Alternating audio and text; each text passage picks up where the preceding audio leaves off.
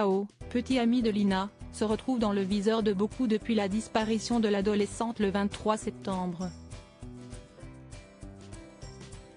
Face aux rumeurs, il a toujours su se taire, mais cette fois-ci, c'en est de trop.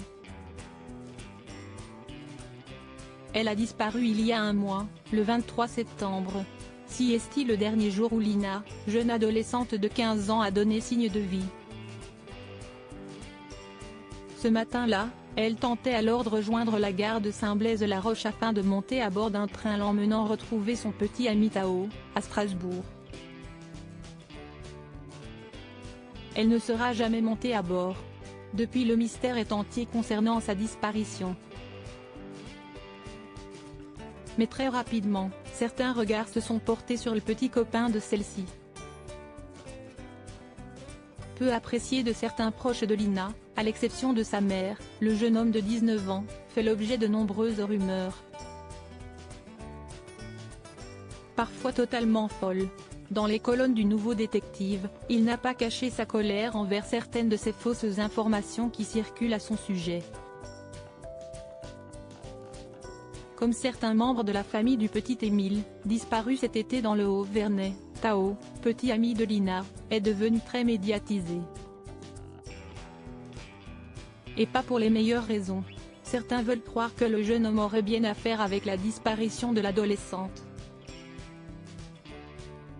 Et depuis, les rumeurs à son sujet vont bon train, notamment une selon laquelle il aurait demandé une pelle et une bâche quelque temps avant la disparition de sa compagne.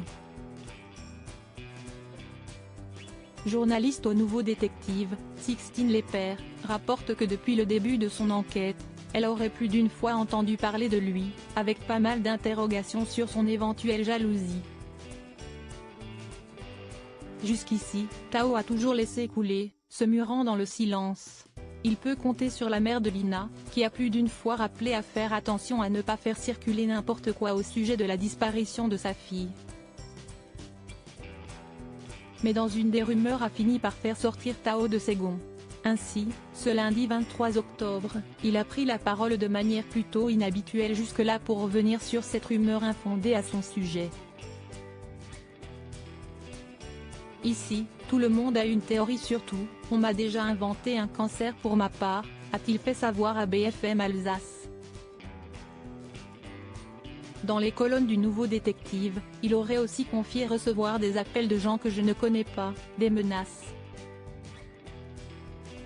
J'ai des collègues qui m'envoient ce qui se dit sur les réseaux, que ce serait moi.